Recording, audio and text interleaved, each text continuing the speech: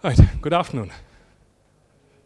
I realize that I'm the last person that stands between you and lunch, and I will try to use those few minutes that I have with you to good use. Any raise of hands of people who go to a school in the morning? People who work directly with students? Okay, lovely. So you would probably understand my plight as I go along in the presentation. So I'm not a company. I'm not selling anything. I'm sharing something that has worked for us. So as the title says, skill them up to thrive. And as a school leader, I get maybe once a week a company coming in and saying, this product will skill your kids up. And a question that I often end up asking myself is, can you actually schedule skilling? Or is it something that would happen as a holistic process by attempting different things?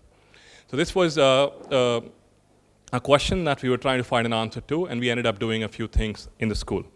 So let me set some context.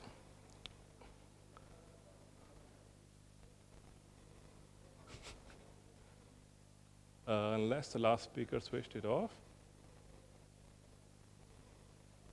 Righto. Okay, yes, finally. So that's a 10-digit number to start with. First clue is not my mobile phone number. I'll make it slightly easier in context, if the clicker allows me to. Any idea what this number could be for us? So that's approximately the Indian population. We are 1.3 billion of us. That's about 18% of world's population.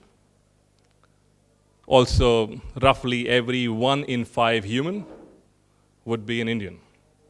We're only second to China right now. We're very highly competitive. We don't like second. 2030, we are going to be 1.5 billion. Sorry. Okay, line of sight, okay. Right, so we don't like coming second. So give us a few more years, and we are going to overtake China and be the world's most populous country, which would mean 1 in every 4 humans is going to be Indian. Which is, it has effects on not just us, but the world around us as well. For if 1/4 of the world's population is excited, positive, then they're an asset to the world that they live in. But if they don't have jobs, and if they're disgruntled, then we'll cause a lot of problem. So we stand at that point in the country where either we get it right, or if we get it wrong, then we get it really, really wrong. Just some numbers. Over 50% of our population is younger than 25 years of age, which also makes us the youngest country in the world right now. Our consumer spending is going to be 3.6 trillion by 2020. This has gone up by 3 times in the last 10 years. The amount of money Indians are spending has tripled over the last 10 years. And our per capita GDP is just a little over $3,000, or is expected to be a little over $3,000 by 2023, which has doubled in the last 10 years.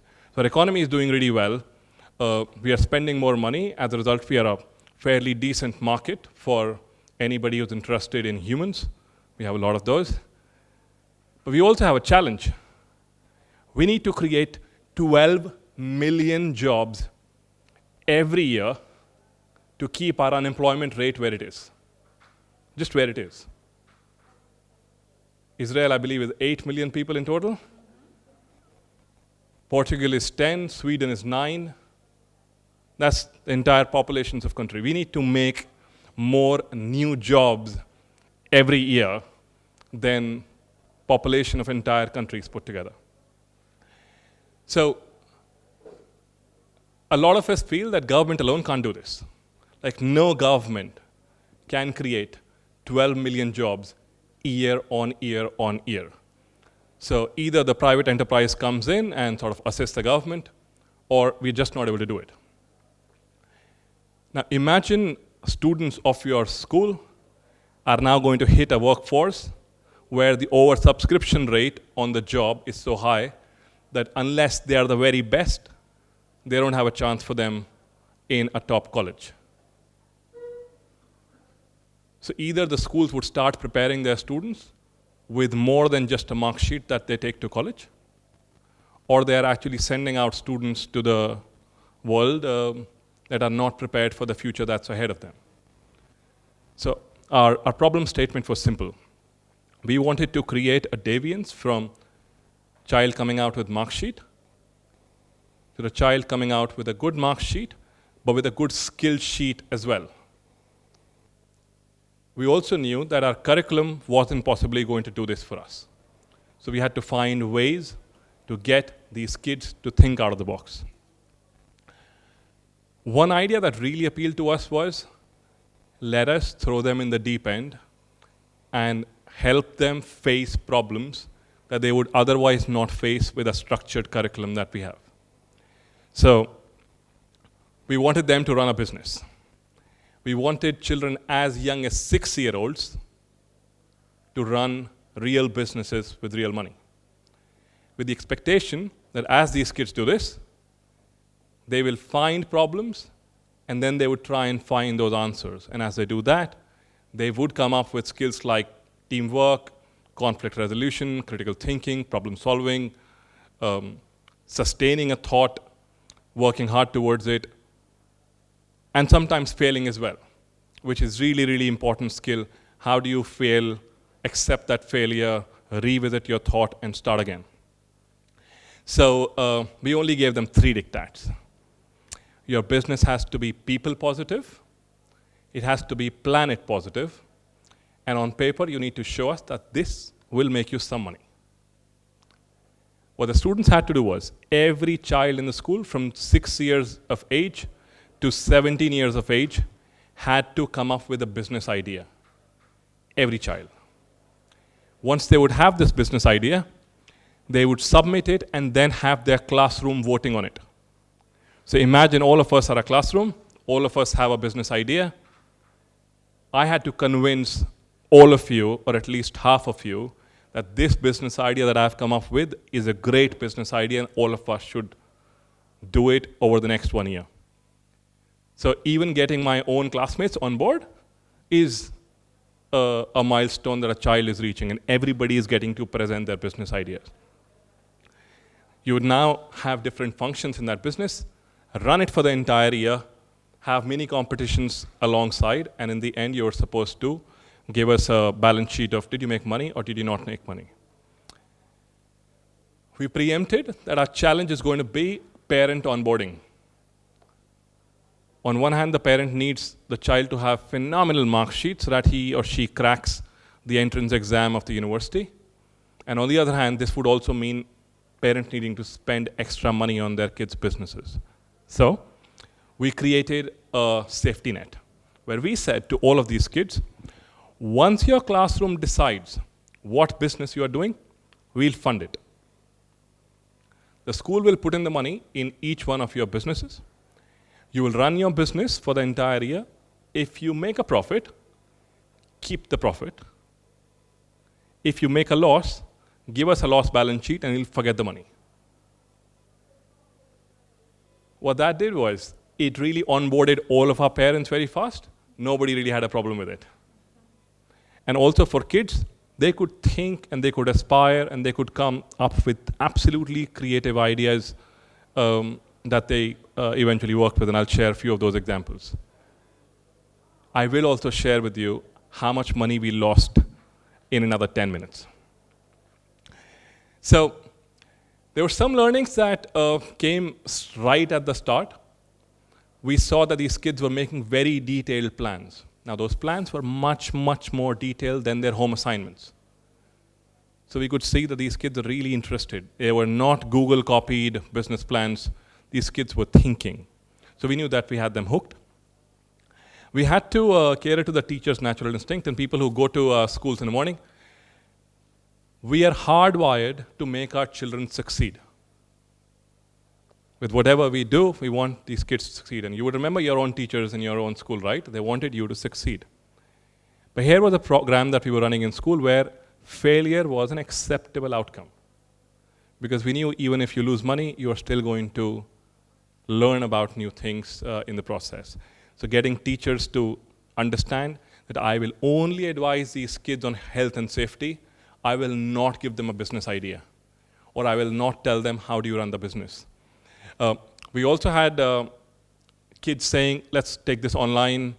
Let me go to a fair, sell the stuff that I've created. And as a school, we weren't probably prepared in the first year to allow that because we wanted to keep it small and make sure that these kids learned. We had a bigger problem. And the problem was that the kids were not giving teachers any discounts. We thought, all the stuff that we'd done for them, but they were like, no. This is the price, and you want to buy it, you buy it, or else, you get going. So kids really enjoyed this, and we saw a lot of, there were some learning outcomes that we had imagined that this is going to be the result of it. But there were many that we hadn't expected would happen, and they did. Let me share a few of those. So this is a grade 7 classroom. These kids had a simple business idea. They will go to a potter, pick up pots like these, color them up pretty nice and bright, put some flowers in it, and sell them as home decorations. Not a great business idea, but an idea that we would eventually realize would work. They had fantastic marketing. Across the school, everybody knew what they were selling at the price at which they were selling as well. But these kids had forgotten that they should have secured their inventory. So 1 week before the sale day, when they went out to the market to purchase their pots, they realized that it had rained in the previous week. So the potter had less inventory. As a result, the cost of the pot was now more than their maximum retail price. They still had to buy those pots because people were going to show up to buy from their shop, and they made a lot of loss. Eventually, when they reflected on the day, they said, well, we needed to plan ahead. We had to expect the unexpected. And this is not something that we could have taught them through a book. I'll give you another example. So let's go back. Yeah. So these are third graders. The school has a very, very strong reading program. So they knew that every child is needing to buy or rent books. These kids got their old books together, took money from school, bought some new books, and started their own book rental business for kids their age. Simple idea, in a lunch break, they would go retrieve the books, issue the new books, and they were making fairly decent money. They had figured out there is a need, so they understood market dynamics, they acquired products, some of them they already had, they managed their inventory, and their business grew. It grew so much that a fourth grader got this idea, realized he has books at home, so he started carrying stack of books in his bag and started renting them out to other kids in his own classroom. In the adult world, this business model is called the Me Too business. So they were inspiring themselves, and they were also inspiring each other. We also realized that they learned value for money in the process. A mother of a first grader shared with us in a parent-teacher meeting. She said, my child came back with the profit of the business, and for the first grade, that classroom, the profit was just enough for them to buy 2 pencils and an eraser. So the 6-year-old comes back home, gives those 2 pencils and eraser to the mother and says, keep them safe, I have earned them. Now these 2 pencils and erasers were much more precious to the 6-year-old than all the other stationery that a child had. So this was possibly something that we weren't really expecting. There was another conversation in which the teacher asked the kids, slightly senior kids, what do you plan to do with all this money? Do you plan to give some of this in charity? And these kids are like, no. 3 months back, we collected a lot of money for charity. To which the teacher said, well, yes, that money was your parents' money. This, for the first time, is your own money. And the debate carried on for about an hour. They finally did agree to give portion of that money to a charity that I'll share about later. But again, their attributing value to money was something that even the parents felt was an outcome that they weren't expecting would happen. These kids are now much more cautious with the money that they have and value it slightly more. Our profit and loss statement: if we were a fund, we'd be a very successful fund. We ran a total of 31 businesses. 25 of our businesses made money. And we made a 32.3% returns on investment. I think if we were any fund, any of those guys outside who are trying to invest in education startups, if we were any one of those, we would have been very, very happy. While we also realized that we weren't setting out for the kids to really make money. We were setting out for these kids to find problems worthy of solving and then finding their own solutions and sticking there, resolving their conflicts, resolving their doubts within themselves, which we believe are essential skills that the job world is looking for. Because some of these kids are going to be in the job market 5 years from now maybe? While some of them would be 15 years from now. And with all the automation that's setting in, unless you are a human brain that is able to think and think very fast, perhaps your job has already gone to a robot. So the idea of getting them to think out of the box, think beyond what we are able to think, was a big purpose of doing this entire thing, and which really worked. You might see paper cool jewelry made a lot of money. Do I see some of that jewelry here? No. But there is a gallery on the school website where you'll see it. They were actually paper quilling, so it was fine motor skill as well, and then they were able to sell it. There were people specifically coming to shop to buy jewelry on those days when these kids were selling it.